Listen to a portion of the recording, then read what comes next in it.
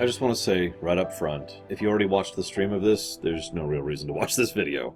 This is more for people who don't watch the streams, because I have nothing new to add that I didn't say on stream. With that out of the way, it was a real treat going through this game again. It was interesting looking into the behind the scenes of it a little bit. This was when Iga really started becoming a major part of the franchise and started pushing into it. It wasn't actually his game, but we learned a lot of the development of this game from him and from interviews from him. And they were trying to push it, and what's funny is there was a lot of pushback from Konami, because of course there was. Not only from the fact that it was a 2D game, and some of you may remember, back in the mid to late 90s, there was this real stupid push, especially from reviewers and general media, that nobody wants 2D, it's all about 3D. 3D is the way to go. So making a 2D game, well, why would you do that? And of course there was some pushback against it being what we now call a Metroidvania, which is interesting in its own right. I'm not going to discuss that term. I think that term has its own history that can speak for itself. But what I find most interesting is I would think that logically this game took its inspiration from Super Metroid, the other game that codified the Metroidvanias. No, this was actually inspired by Zelda's. Now, I started thinking about that and really analyzing and dissecting the level design of the castle. And the more I thought about it, the more it made sense. Because there's parts of the castle that are effectively overworld. There's not much there. There's some items, there's some enemies. Not really heavy in terms of puzzles, and it's mostly just getting from point A to point B. Then there's parts of the castle which are substantially denser. One room leading to one room, leading to one room, leading to one room. And each one of these has its own little perils and trials and difficulties. And lots more enemies, lots more difficult enemies, bosses, and where all the actual items are, the relics and the equipment and so forth. Those are the dungeons. And the more I thought about it, the more comparing this more to a Zelda in terms of format than a Metroid actually made sense. Now, I don't know if Metroid could actually fall into that categorization as well. I'd have to think about it, and I haven't. But it was interesting to process going through this one. The other thing that was interesting is the leveling system they added in. Now, the leveling system itself is well designed. The way it works is enemy is X level, you are Y level. You gain experience relative to the variance. So if they're super higher level than you, you get a big chunk of experience. This is like in, say, Paper Mario, or Suikoden 2 is another good example of a game that does this. But of course the reverse is true. If you're much higher level, you get nothing. And I believe at about level 60-ish, you get one experience from every enemy in the game, at which point, first of all, why are you leveling beyond 60? The levels themselves give random stat ups, which isn't great, but the levels do give you additional, mana pool and hearts and health, which is nice. Just core stats. Now you might be thinking, what's nice about the leveling system in general? Other than the fact that it's a good leveling system, it's pretty much anti-grind, which is awesome. It's there to make the game playable for unskilled players. That's their terminology, not mine. In other words, it's designed to be a form of difficulty selection, which would be a lot better if there was actually a mode to turn it off or something like that. But as is, it's interesting the approach they went into that. Because they wanted people to be able to play this, because Castlevania games are hard, for the most part. Where to begin? Obviously, I'm going to be talking mostly about gameplay here. The music is, of course, phenomenal, at least in the first castle. In the second castle, I feel like by the way, spoilers, there's a second castle. In the second castle, I feel like there's a lot less good design when it comes to the music and the utilization of that music. There's only a couple of exceptions to that. But for the most part, all the music really helps to highlight not just enjoyability of the game, but the area you're in. Going up the outer chapel or the walls, or when you're going through the catacombs or whatever. The song always helps add to the scene, which really helps add to the atmosphere, which leads me to talking about the visuals. Now, this is great. It's easy to say the background visuals are excellent, and they are. The amount of effort and work they spent into manually crafting the design of the entire background of the castle is nuts. What really impresses me, though, and goes above and beyond, is a lot of the backgrounds are very busy.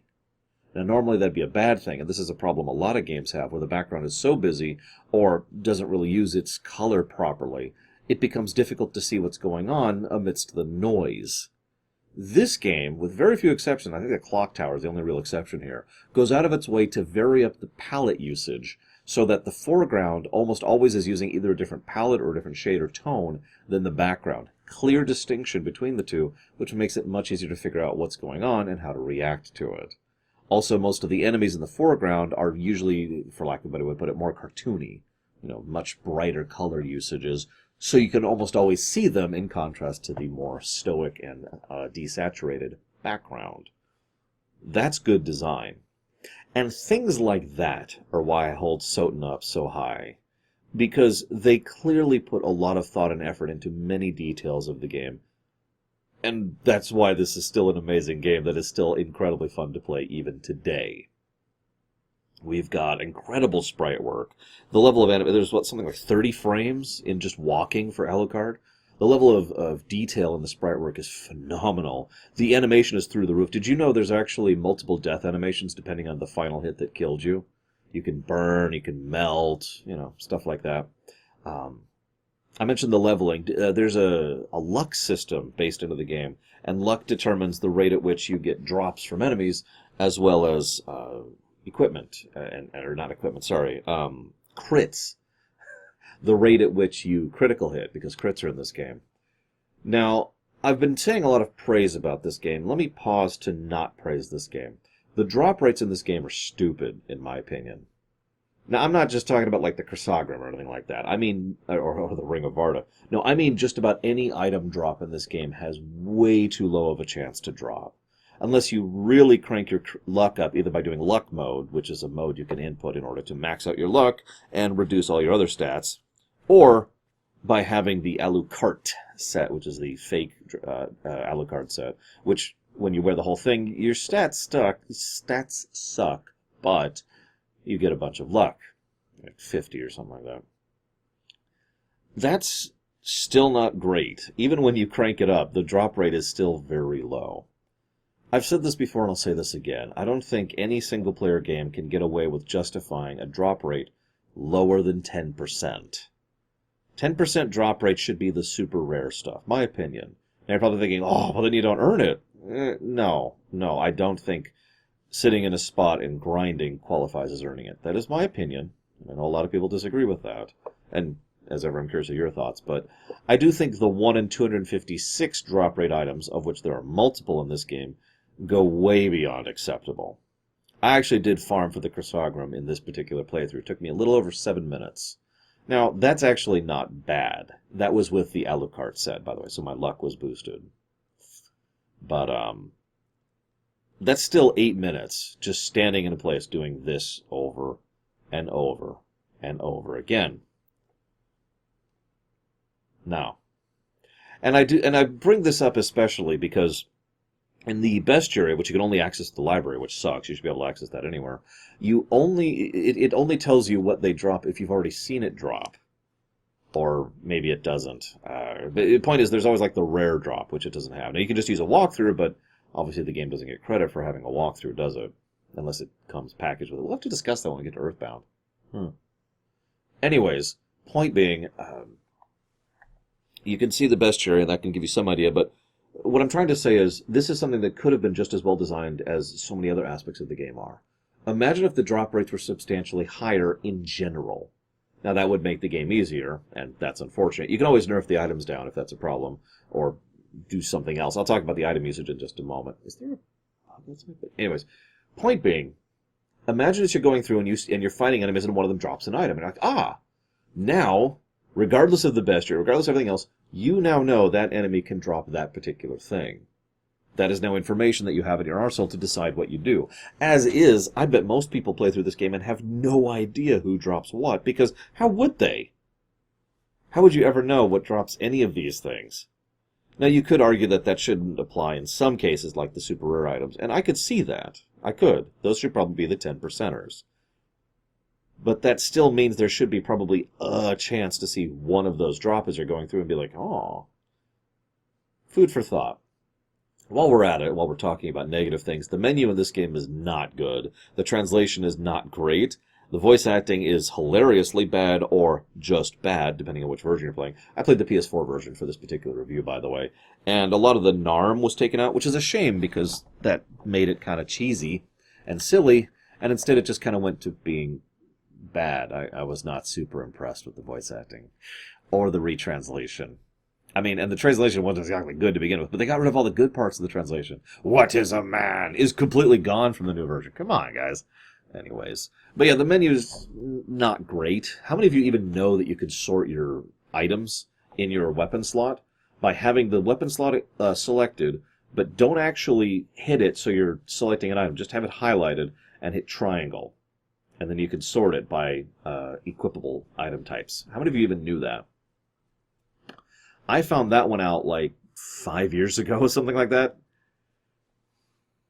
There's also the fact that several of the items don't really tell you what they do, or at least they give vague hints, which that's kind of a Castlevania staple, so that's just whatever. But then there's using items. This is one of the other reasons that I don't really feel bad about items dropping a bunch, because you know how you use an item? Well, you pause the game, which mutes everything, of course, and then you go to equip, and then you change whatever weapon or shield or weapon or whatever you have equipped for the item. Then you leave the menu, then you hit that button, and you use the item, then you go back into the menu and re-equip whatever you had equipped on board. That is an arduous and terrible process, and I would actually personally say, of the complaints I have about this game, that's the biggest one. Using items is awful in this game, and it just kind of de-encourages me from doing it at all. The only time I really do it is if I have the duplicator on a second playthrough, in which case it kind of becomes more worth it because you can just spam.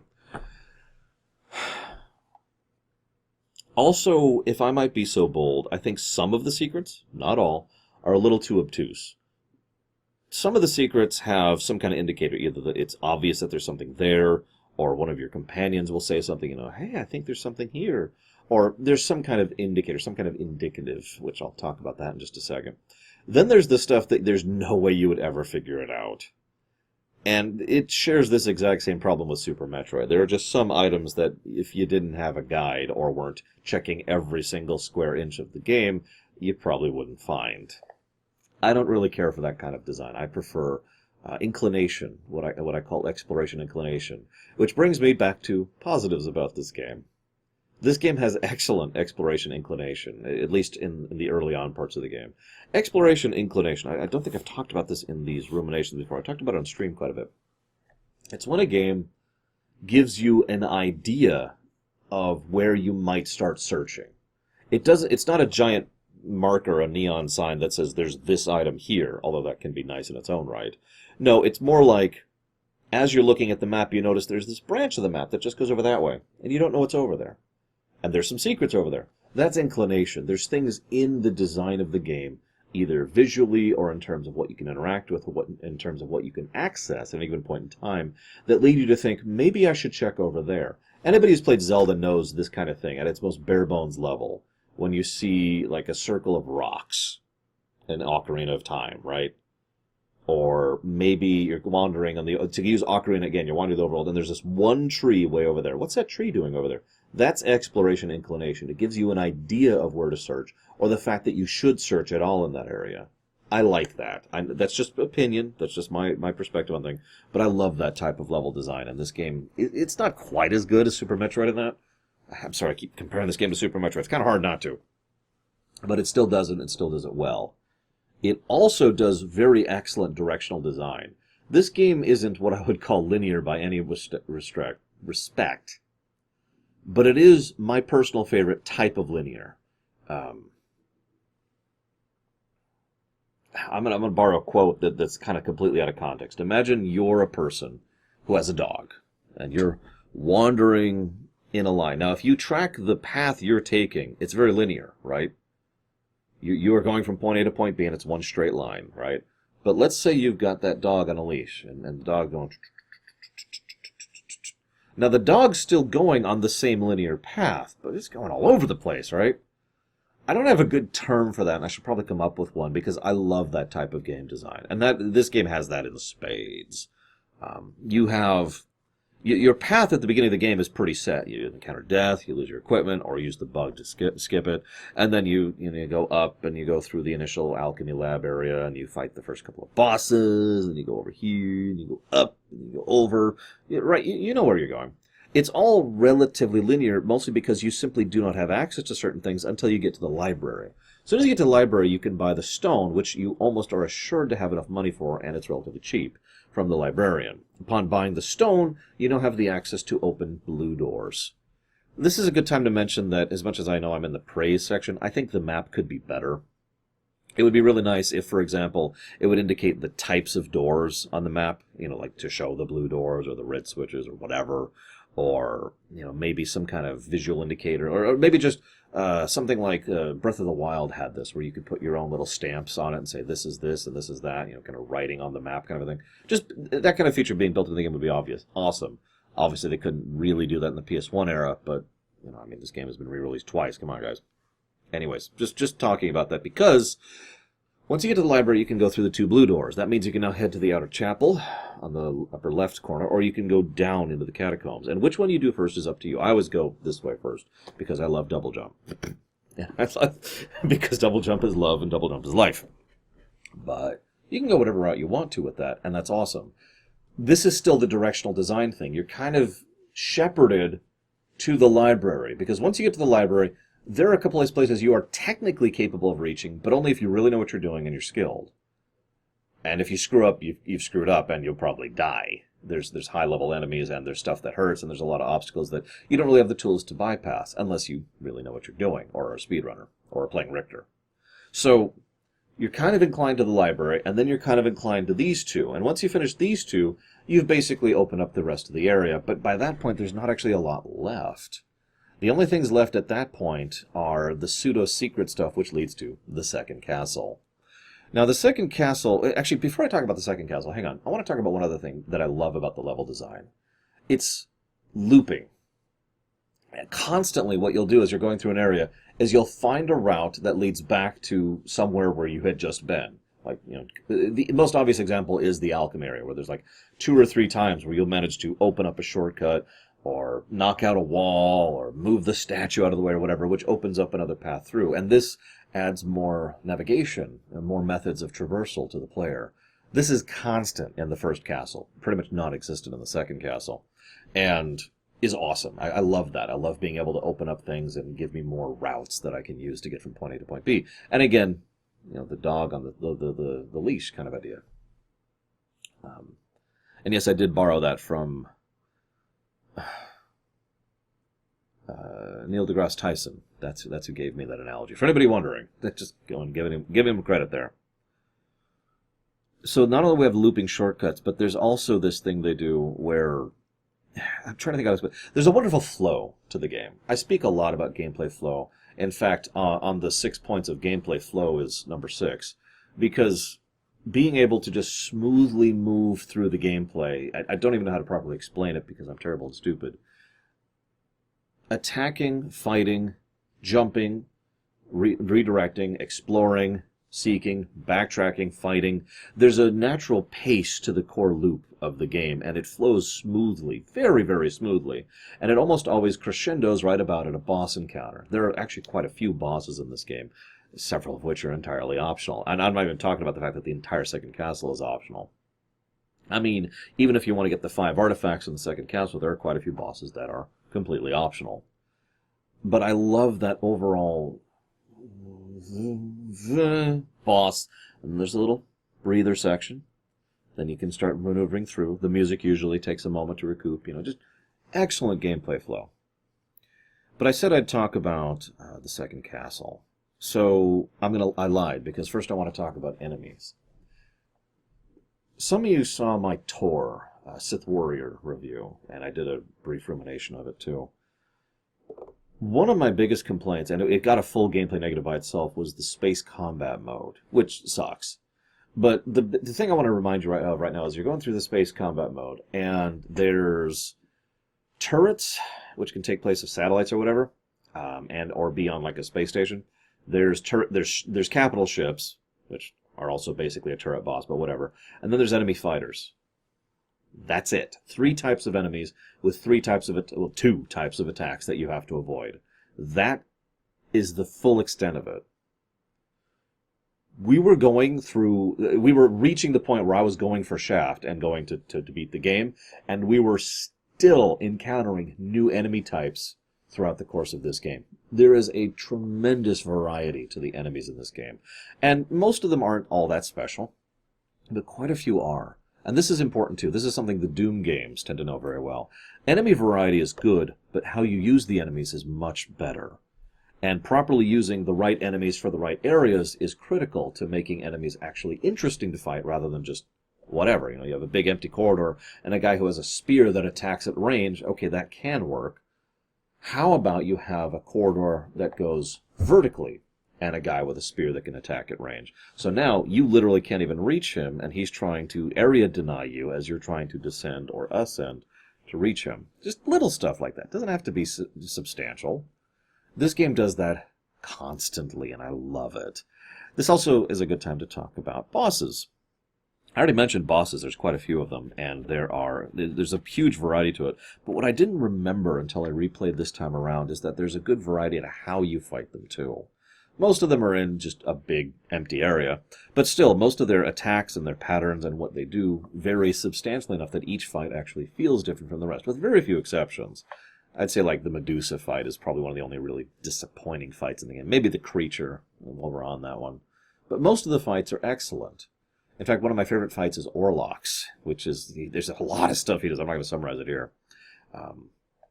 Even Galamoth, the Kid Dracula boss, he still has a huge amount of attacks, which makes him interesting to fight, if not for the fact that he has 12,000 HP in a game where you're just not doing that kind of damage. Unless you're doing the shield rod trick as well. I suppose this is as good a time as any to talk about build variety. Now, there's no talent trees. There's no materia or whatever in this game. What there are, however, is a variety of combinations of equipment. This is another thing I think this game does very, very well. While there are stats, and stats do matter, what matters a little bit more is how the weapon swings. There's a lot of variety to that. There's your punch, there's the little dagger jab, there's the big swing with the two-hander, there's kind of the mace, which kind of comes down and then out. There's the slice, straight slice, there's like the downward slice. You know what I'm talking. If you played this game, there's 30-ish different attack styles in the various weapons in this game. In addition to the fact that there are several different possible strategies for getting through it, which include really leaning on the spells, which I'll talk about that in a second. The Street Fighter command, directional input spells. There's also the possibility of getting the relic upgrades and really leaning on your familiars, which I wouldn't recommend, by the way. Or, like, for example, you can use the gas cloud, which can wreck things, or you can run around as a bat. If you have the bat with the bat, then you can both shoot fireballs. Just stuff like that, right? There's quite a few different ways to push through this game, and quite a few ways to go to the end. But I think the best way to explain this is that I've had several discussions over the years about what the best weapon in the game is, and I've heard about 4 or 5 different options, all of which have a perfectly valid reason for being the best weapon. It depends on what you want. Do you want the Muramasa, with its tons and tons of possibility to level it up with blood, so it hits like a truck? Do you want to hit tons and tons? Do you want to hit rapid fire while still moving and hit a huge arc in front of you? That's Chrysogram, my personal favorite. Do you want to be completely invincible and do 255 damage a frame while also healing? Well, that's the shield rod and the Alucard. And so forth and so on. There are several options, is what I'm trying to get to. You can also just use something relatively more basic. You can just use the Alucard sword, which hits pretty well and has the dash attack.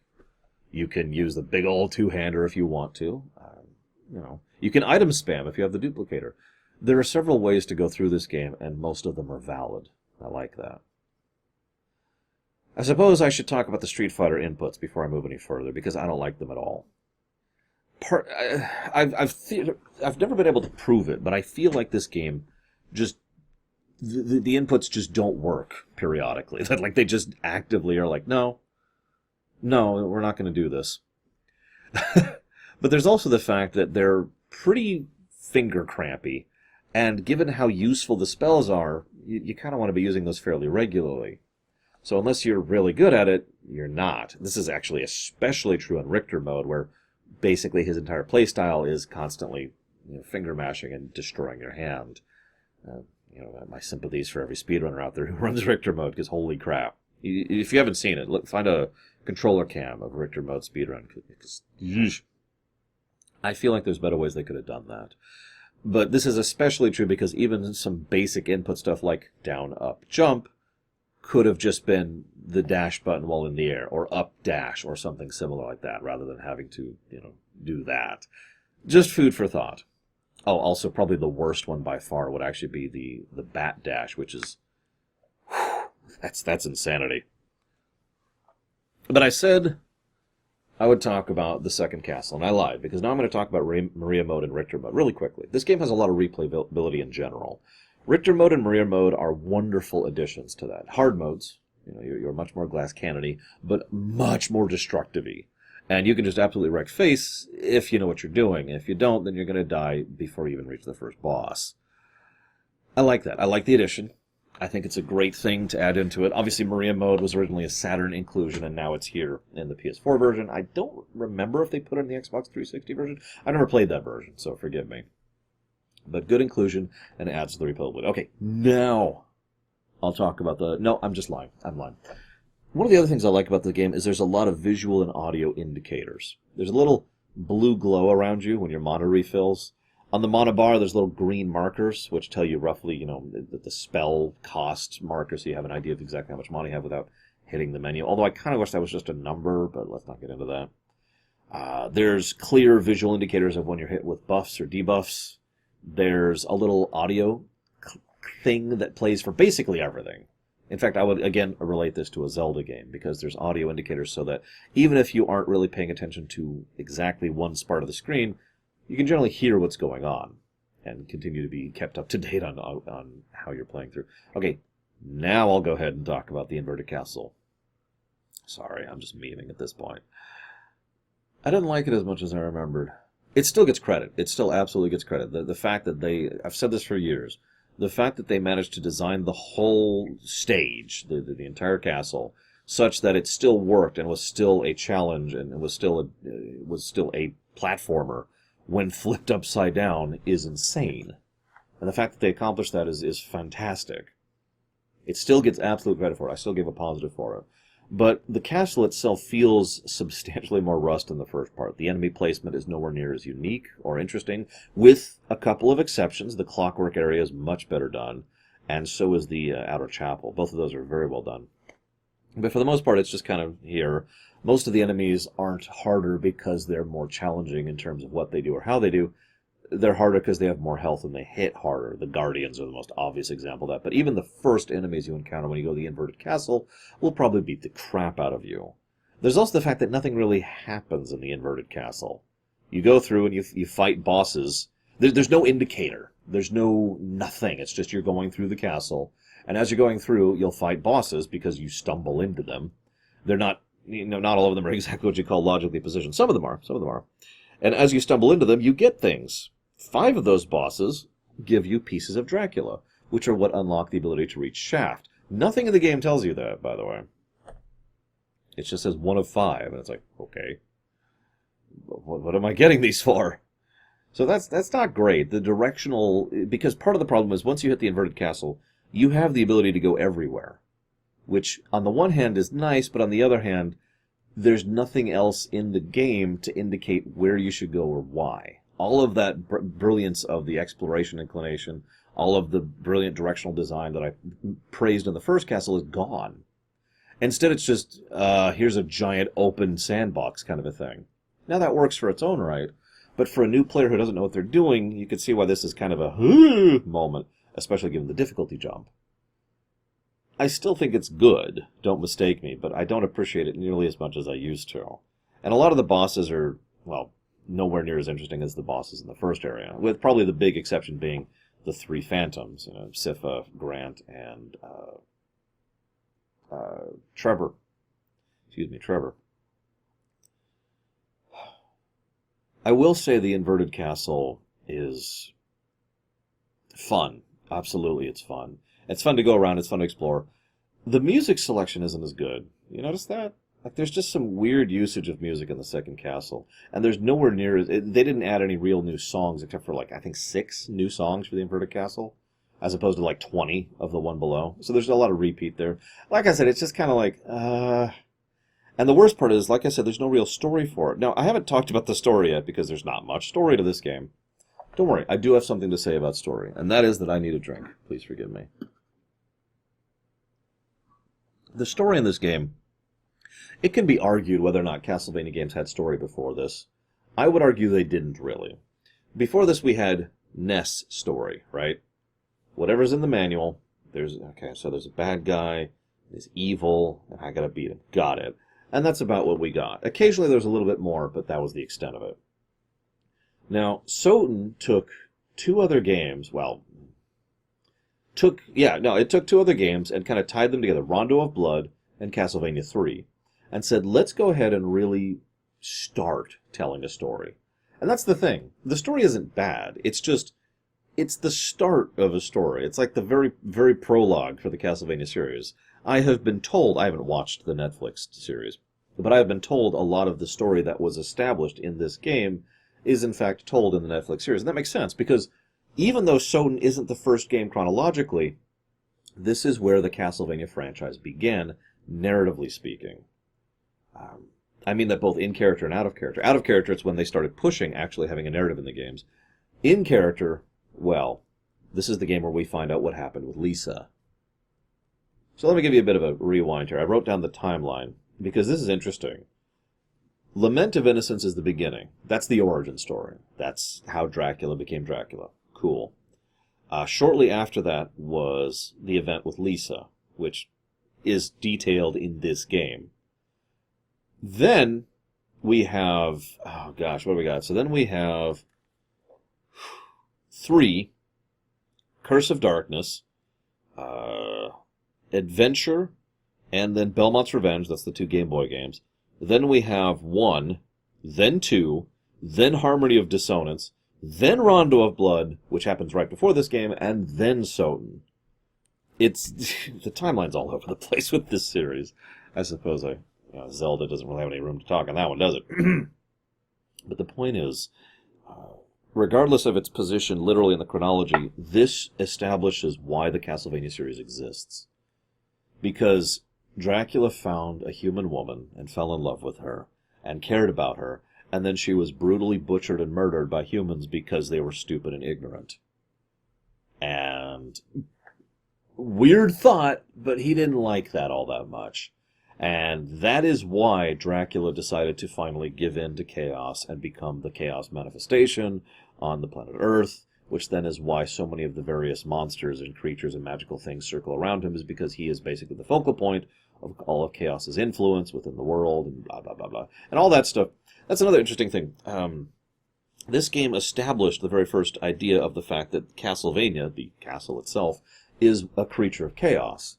Now, they originally did this to explain why the castle changes how it looks every game. This was then taken further in future games. This ended up being accidental foreshadowing. Because the idea is there's literally a creature of chaos in the Chaos Realm. We fight it in one of the GBA or DS games. I always get them confused. But we fight it in one of those games in the Chaos Realm. That's the thing that keeps manifesting this stupid castle and making it happen and all the fun stuff. And again, is the creature that has been connecting itself to Dracula this whole time. Fun stuff. And then there's Maria, who's a love interest for some reason. I mean, in fairness, I'm pretty sure that anybody would fall for Alucard. He's gorgeous, he's smart, he's sensitive, he's kind, he's an immortal vampire. I mean, Edward would look at him and be like, whoa! I got nothing on that. Super powerful vampire, etc. This is also the first game to give any characterization for Dracula himself. The fact that he had a motivation other than I am the evil vampire lord. And there's a clear indicative of the fact that he's sad. That he wishes that things weren't this way. That he doesn't actually want to be like this. It's just how it is. As we get to the future games, we find out more and more that he is sick and tired of being this and doing this. He doesn't want to do it at all. Which is funny, because you think, just take off the necklace then, but I don't want to get into that. And that's actually all I have to say about this game. It started having a story. It implied many things, and basically, like I said, it kicked off the franchise, narratively speaking, and arguably reinvented Castlevanias. Obviously, not every Castlevania game after this is like this, but quite a few go down the Metroidvania style, like this. And I'm looking forward. I've just picked. By the way, someone in chat's going to be like, or someone in the comment section is going to be like, "What do you think of Bloodstained?" I haven't played Bloodstained as of the recording of this video. I played Curse of the Moon, which I loved, but Curse of the Moon is a Castlevania game, not a Metroidvania game. So I don't know how it compares. I'm actually really looking forward to finding that out. But for now, thank you for joining me in my thoughts. I'll see you next time, guys.